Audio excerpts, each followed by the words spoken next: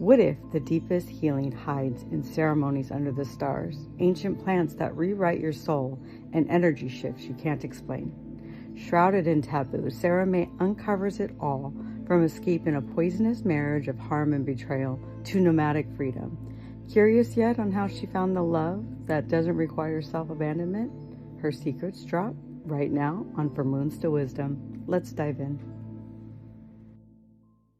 I was married very young at 21 and divorced by 24. So it was a short marriage. It was very tumultuous. Unfortunately, it was very abusive and very traumatic. Even when I got into it, I was like, this is wrong. This is weird. I'm going to be so judged. And I was, where anything in this world was occult, and forbidden. And so I had a lot of unpacking to do on my spiritual path.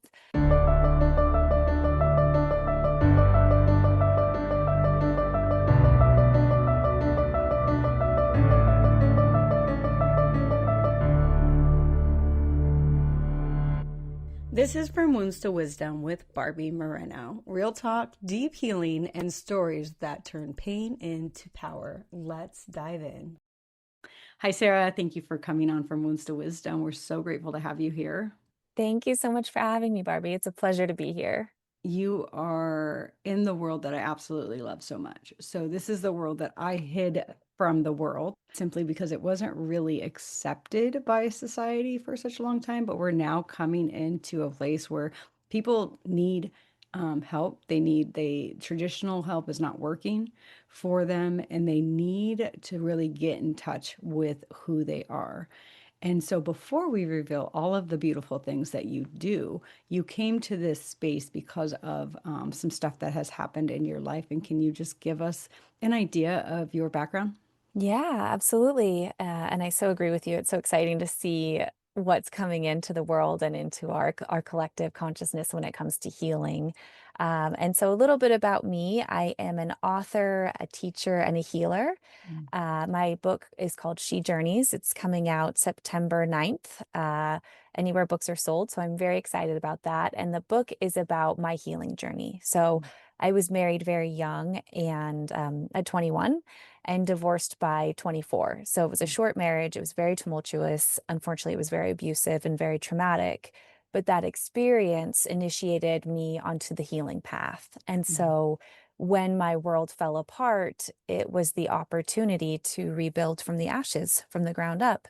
And I didn't know who I was. I didn't know what I wanted. I couldn't imagine my life going on or rebuilding. But really looking back, it was like the curse that became the most beautiful gift because it introduced me to myself. And I started this 10-year-long healing journey. There was solo travel. I traveled across the country, camping, hiking, backpacking on my own, rediscovering a sense of strength and empowerment after I felt so disempowered in my marriage. Was surrounded by friends and family, which was also deeply healing.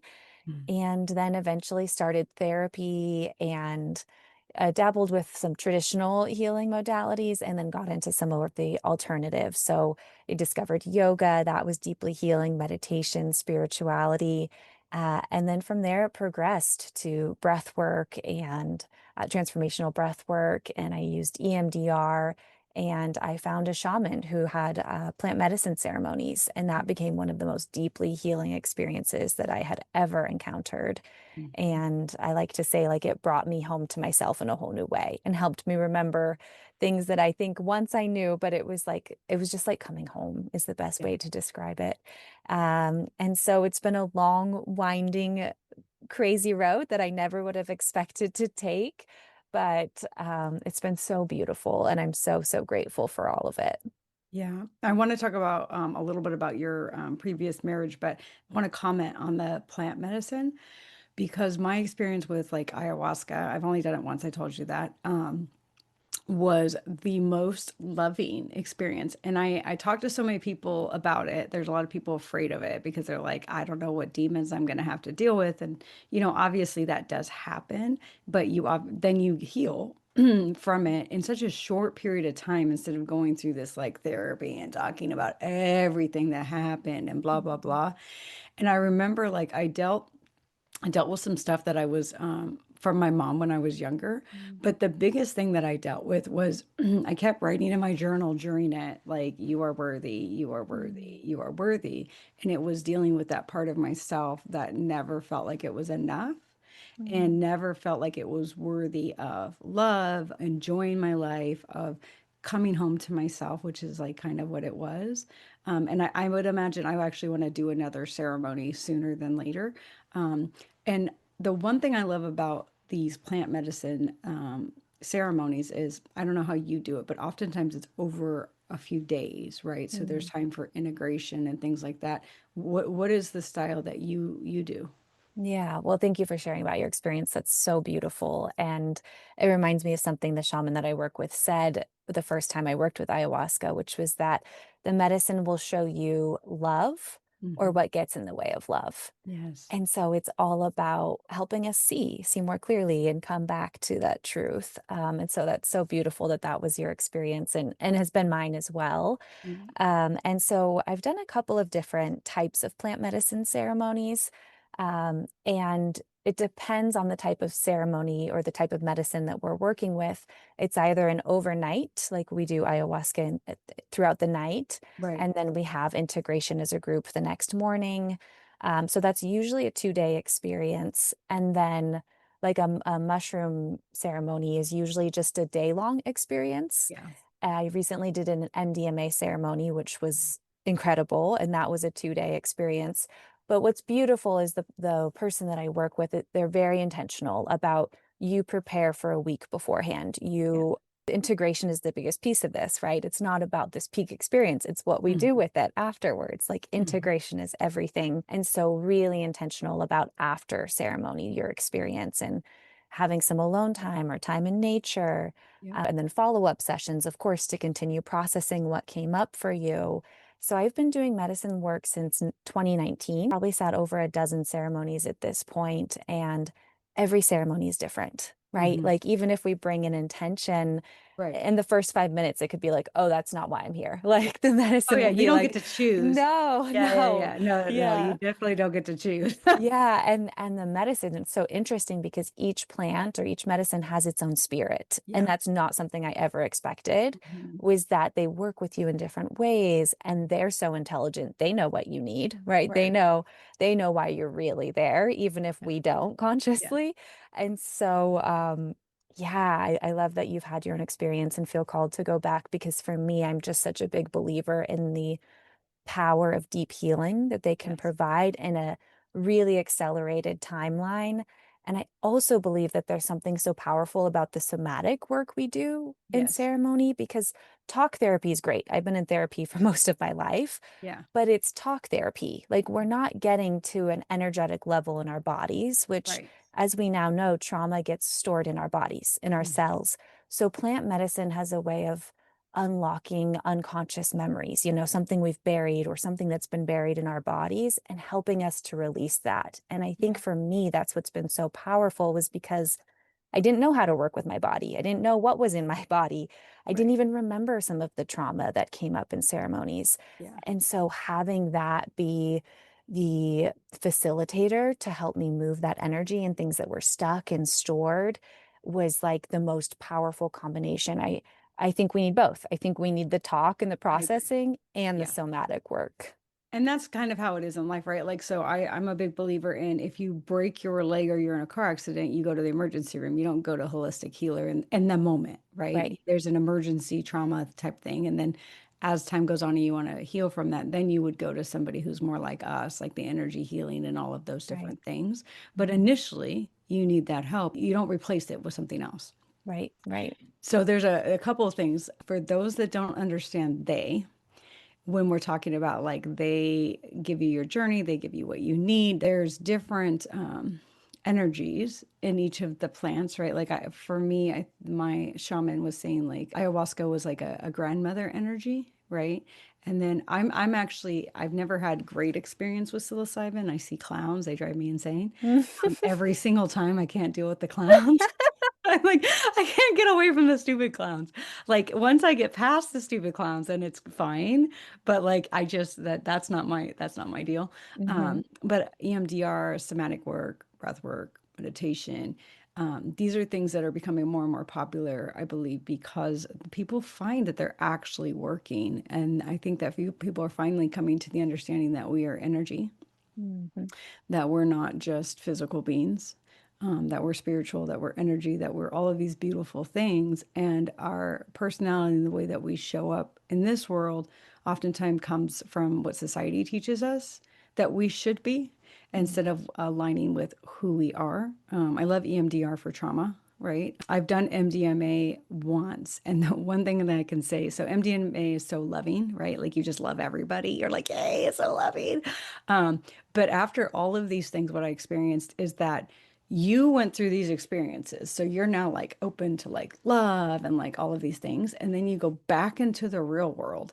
Nobody else has had this experience. And you have to integrate with like the same people that you had maybe are causing you some of the trauma, maybe are uncomfortable for you. Maybe you're like, I can no longer deal with this because now I see that this is not the life for me. Or maybe you're like, well, I'm going to go ahead and integrate this into my current life because I don't want to totally throw it out the door, right? But the whole point of this comment is that you come back with this knowing and this inner peace, and then the whole world is just like going against that is what it feels like, right? Totally. Yeah, Yeah. absolutely. And it can feel really raw. It can feel really Yes. vulnerable Yeah. and a little isolating, Mhm. if you're like have this big like open heart and you just feel so much love, Yeah. and then you go out and it's like really abrupt or someone's rude or like the energy's angry, it can be like Right. It's like, it why is it like this? yeah, This it is can so feel horrible. so jarring. I love this analogy, like this indigenous teaching that when you do ceremony, it's like you're going back into the womb and Mm. like you're being reborn. And when you come out, you don't just have a baby go out into the world, like you kind of take time. And my shaman says, like, it's really important to do soft things after ceremony. Like you're a baby, be really gentle. Don't go on a 10-mile run. You wouldn't ask a baby to do that. Like, I know that's a funny analogy, but this idea that like we're really soft. And Yeah. so and remembering that everything we surround ourselves with impacts us. Like speaking Mhm. of energy, so Yeah. what we watch, what we listen to, who we choose to spend our time and energy with, like we're taking all of that in and taking it on.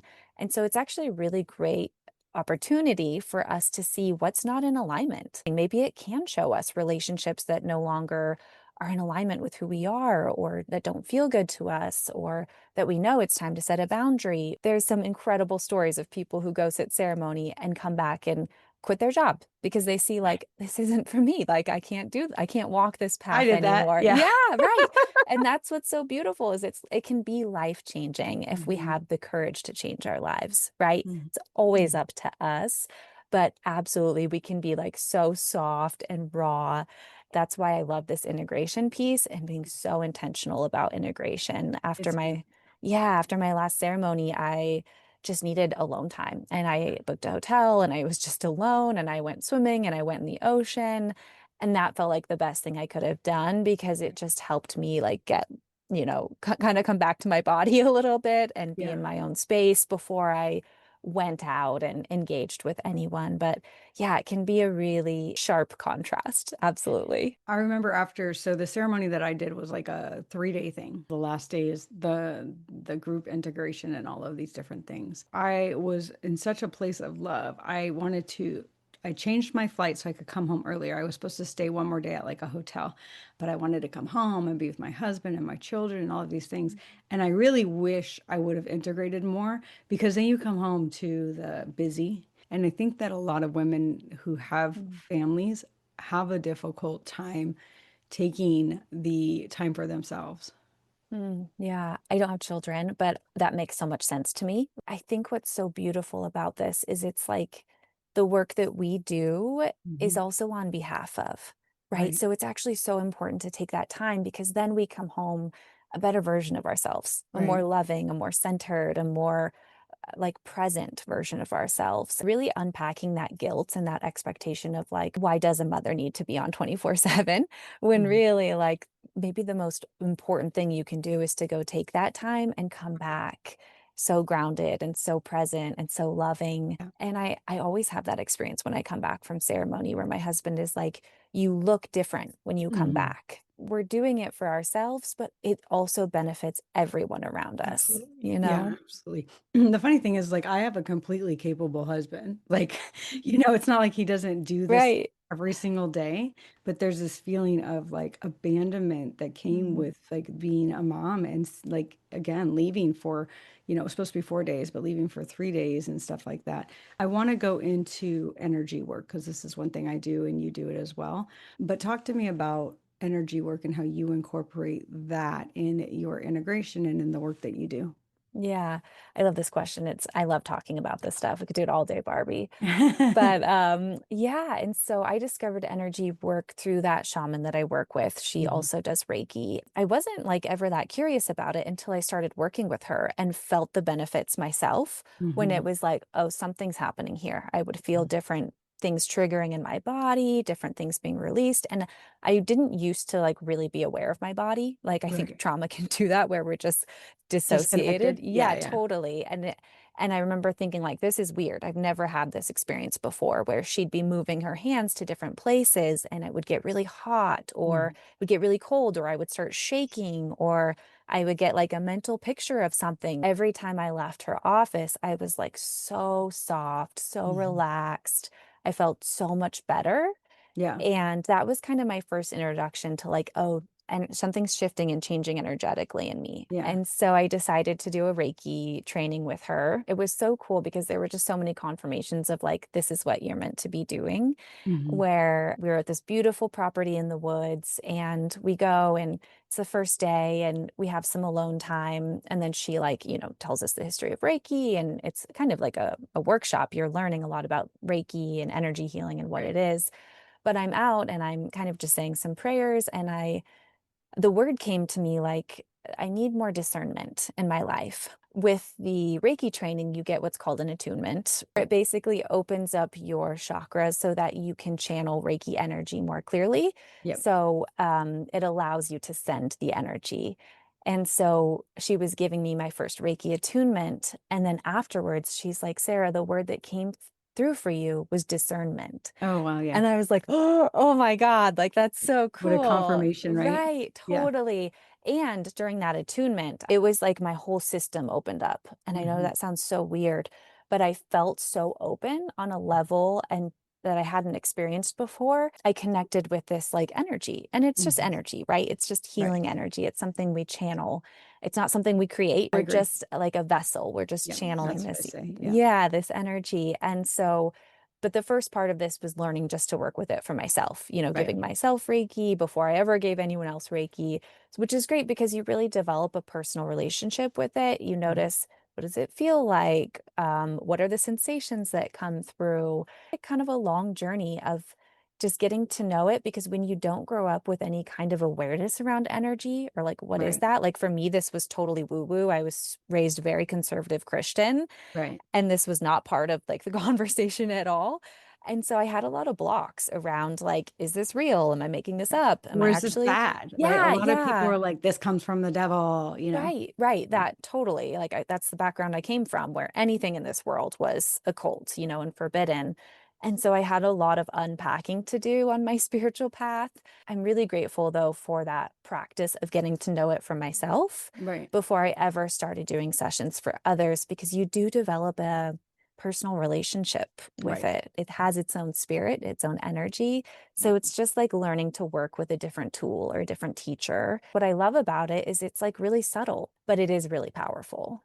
Right. And Yeah. the one thing I do tell people is you can purge afterwards, right? And so some people are like, oh my gosh, like I was so tired, or, sometimes they have like gastrointestinal issues. And because again, you're clearing out stuff, right? Mhm. So it's no different than anything else in that aspect. I had Yeah. somebody last week who actually broke out, like her face broke out. And like, Oh, that's not typical from, experiencing it, but it's just her body's way. Obviously, she was holding on to a lot of toxins and stuff like mhm. that. But I love that you say you worked on yourself for so long because I tell people that you can't be what we'd call like a wounded healer because your energy has to be in a place that you're allowed to be a channel in a way that's not putting your dense energy on somebody else, I guess is the way I always describe energy, as like dense when it's lower level. But it's important to do that. And there's so many people who they get like their Reiki 1 certification, which is like the first level. And then they're like, I want to be a Reiki practitioner. I'm like, no, no, no, no, no. We don't do that, right? Like, we don't just go out there and start working on people like that, because there's so much work that you do have to do in order to be the channel that's needed to hold the energy and help bring it through. I always say, please let me be the perfect channel for whatever this person needs, right? That's kind of my prayer beforehand, to allow them for whatever they need healing wise, or energetically, or their connection with their higher self, whatever that is. So you work with plant medicine, you work with energy, you do integration. What else do you do? Yeah, I love that you said we're never healed. Like, and I so agree with that. That's, I Yeah, think, part of the message that I am feel passionate about is I'm so passionate about healing because I've seen the benefits in my own life and it's right. brought me home to myself. And now I'm living this beautiful life that I love and can't, Mhm. couldn't have imagined for myself before, Right. but it's not the destination, right? It's Yeah, the journey, it's the exactly. healing along the way. And the universe is always trying to bring us back to our wholeness, our worthiness, our authenticity. So throughout life, we're just coming up against these things that are trying to bring us back to that. My healing journey's been part of that. I mentioned in the beginning of our chat that I wrote a book. And Uh, so that's been my passion and my time for the last 5 years. yes. I knew I've always been a writer. I started journaling, keeping a daily journal when I was a teenager, and I still do it every day. It's one of the first things I do. So writing for me is just my way of making meaning, of processing, of Yeah. reflecting. I just feel so grounded after, almost a form of meditation or Yeah. just connection. I think I always knew I wanted to write a book. I just never imagined that my book would be what it was about, Hmm. which is my marriage and my marriage imploding and this beautiful healing journey that I went on. For the last 4 years, I've been focusing primarily on that. Yeah. Barbie, I live in a van, so Yes. I'm recording right You're a now. I'm nomad. a full-time nomad. Yeah. And so I've been living in a van for the last 5 years. And it's interesting. I was working full time. I was living in San Diego. I had student loans and a lot of debt and was really burned out and was really exhausted. And when we're in that place, I just didn't have the creative energy or the time to write, Right. even though I wanted to. So it took leaving everything when I got the van and sold everything and moved into it, took leaving my community, my jobs, selling most of my belongings before I had this space to write, which Mhm. is like incredible to me that people can write and have a job. I'm like, how Right. do you do that? That's Yeah. amazing. Because for me, it really did take leaving everything behind to finally have the freedom, the flexibility, and the space. So then I spent the next 4 years working on my memoir, which was deeply healing. How sometimes going back to the wounds, it's not that we're like triggering ourselves necessarily, it's that we're going back to like unpack and heal on an even deeper level. Yeah. And so the writing process was incredibly cathartic for me, even though there were many moments that were triggering. It helped me go even deeper into self compassion, to work through anger, to come into forgiveness. And it was just this big process of reconciling writing my book. Yeah. And so that was huge. That was a beautiful experience. And it took me even deeper into healing, took me even deeper into taking personal responsibility Right. for my path, what I chose, who I chose, my own behavior. I would have categorized myself as severely codependent and still can be, absolutely. But yeah, it was a lot of taking responsibility and getting really honest and getting really vulnerable. So, my book is the result of all of that and has been a huge labor of love. And I'm so excited for it to come out and to share it. So that's been the other kind of big piece that I've been working on the last few years. Did you, so when, as I've been like writing my book, I have a perfectionism like syndrome, right? So it's like I don't know how many times I've rewritten this thing. Like it's ridiculous, right? Because it's just like, oh, it's not like it's not exactly the way that I want, but like and at some point you just got to let it go, right? Did you experience that? Oh my God, Barbie, every day. It's like So driving me hard. insane. Oh, it's crazy making. It's absurd because a book could always be better. At least Mhm. that's how I felt. It was like, Yeah. oh, I'm growing as a writer. I can make this better. Yeah. It could literally never be done. Yes. And then So you channel something, you're like, "Oh, I can add that to this part, and yeah, then I could do this, and then, oh yeah. shit, I have to rewrite this." Yeah. Oh, it's wild. I mean, and I don't think people understand what it takes to write a book. You Right. do because it's such a labor of love. It takes so Yeah. much discipline, it's so much time. I mean, I spent 4 years full time writing. Like there was probably 7 or 8 versions of the same book. Mhm. So and then edit after edit after edit to where you're just like almost sick of it, but Yeah. then like you still love it and you know you need to focus on it. Right. And oh my gosh, like what a process. And absolutely, I so relate, especially towards the end. The perfectionism was like actually very destructive. Just that inner critic got really loud, Exactly. you know, Yeah. of like, this isn't good enough, or this could be better, or like, Right. Or who wants to read about this? right, Like, right? right. Like, am I just mumbling and people are gonna be like, "What the heck is she talking about? Like, this doesn't Yeah. apply to anything?" Yeah. Yeah, and like, who Yeah. am I? You know, who am I to do this? I mean, all Right. these like limiting beliefs came Yeah. up. Um, but it was so interesting. I think having a spiritual practice really helped me. It was Yeah. huge in that, like we do with Reiki, you were Mhm. saying I'm just a channel. So at some point I just had to turn my book over. I trust that this is good enough. I've poured my heart and soul into this, and it's enough. At some And it point, will be received by who it's supposed to be received by. exactly. It's going to Trusting that. resonate with Yeah. who it's meant to resonate with. Yeah. And I trust the universe to take care of that. I Mhm. can't control that. Right. We just have to show up and do our best Mhm. and walk our paths. The rest really isn't in our control. When we first talked prior to this, we talked about your ex-husband, all of the stuff that you went through with him. He was like in a helicopter crash. You had to deal with him after that, even if you didn't know knowing that you wanted to leave, you still have to deal with all that stuff. And we're not going to talk about it today, just simply because people can, one, read it in your book, and two, we only have so much time. But you have done a lot of work to become who you are. There are still a lot of people who think that what we do is woo woo. But what would you say? So you had your wounds, you're still on your journey, but you've done a lot of work on your journey. What would you give if you had a tool that people can leave here today? What would you tell our listeners that would help them leave today with something of value? You on the spot a little bit. Yay. Yeah, yeah, no, that's a beautiful question. I want to take a moment just to think about that. Yeah. And while I do, I also just want to name that this isn't a path that I planned for myself. Right. You know, like I grew up very Christian. And so this world of woo woo was like, even when I got into it, I was like, this is wrong. This is weird. I'm going to be so judged. And I was, right? I Absolutely. was. But there was something that felt truer to me. I need to keep exploring this. This Yeah. feels more in alignment. Yoga studio feels more safe than a church. Like, what's that about? You know? Right.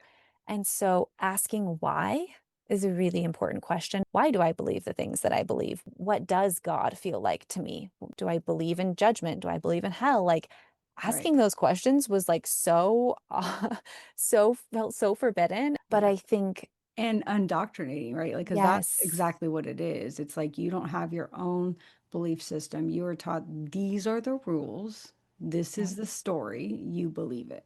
yep, yeah, exactly. And so for me, it's been a big process of getting to my truths. Yeah. And our truths all look different. So Yep. healing for me isn't going to look like healing for you. We all Mhm. have different journeys to take. And not to interrupt you, but I also think it's important for people to understand we're not saying give up your religion. Right. Yes. We're Thank you. yeah, because I think that sometimes people are like, well, I'm not giving up Christianity. Don't. If that feels aligned to you, don't. It Right. doesn't mean that you can't enjoy your religious practices and also come to connect with a different way of being too, right? Right. Right. Yeah. I just think that process of questioning is really Mhm. important. Like, Yeah, does this feel true for me? And if right. it does, beautiful. That's where you find comfort and Yeah. community and peace. Wonderful. Like, all of our paths will look different. You know, I'm living a very non-traditional life, but that's only because I was really conscious about creating it, Yeah. because I asked what aligns with me, like Mhm. what feels important to me. And it wasn't buying a house and starting a family. Not that there's anything wrong with that. I just knew Right. that that wasn't my path. Mhm. And so I think one of the biggest things would be to ask ourselves, what is important to me? You Mm-hmm. know, what do I want out of this experience of life? When Mm-hmm. I'm 90 years old looking back, will I be satisfied? Will I Right. be proud of what I did and how I showed up and how I loved?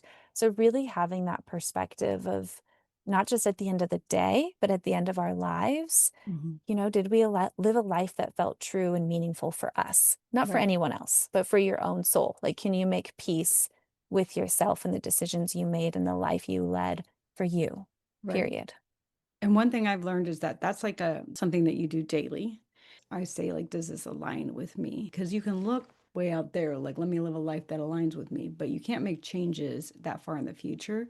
You make them each moment as we live. Mhm. Yeah. Absolutely. And I love, like, you're talking about integrity, right? Mm-hmm. Like personal integrity of Mm-hmm. like, oh, this doesn't feel good. Mm-hmm. Okay. So let's listen to that instead of ignoring that little feeling inside of us that's starting Right. to question. We ask this question, what aligns with me? But I think we have to know who me is, Mm. right?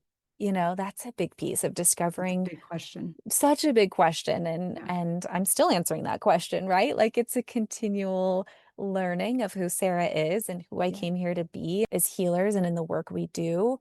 That's having that integrity Yeah. is like a cornerstone, Mm-hmm. right? I I think agree. that's so important. So if somebody listened to you today and they say, this feels like it aligns with me, even if it's a little woo-wee, or maybe they don't think that way, um, how do they connect with you? Yeah. So you can find me at www.shejourneys.u. My book is the same name, She Journeys, and that comes out September 9th, anywhere books are sold.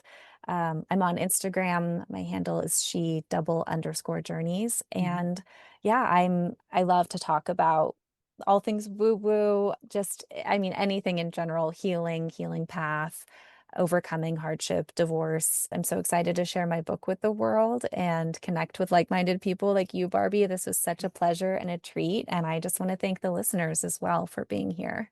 Good. By the time this actually airs, your book will be out.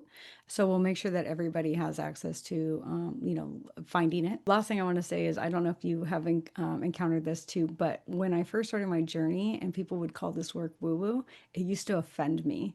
And now I'm just like, whatever.